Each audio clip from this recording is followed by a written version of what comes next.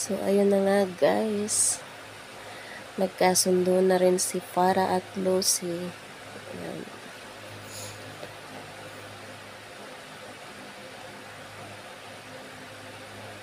At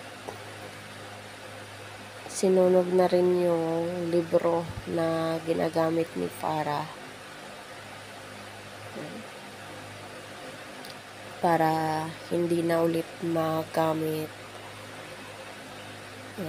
And ang pagtatapos ng Stolen Life.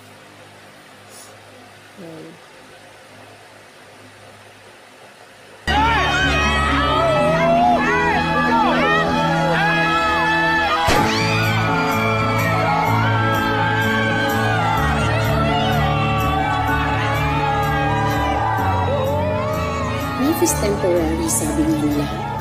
Pero ang importante,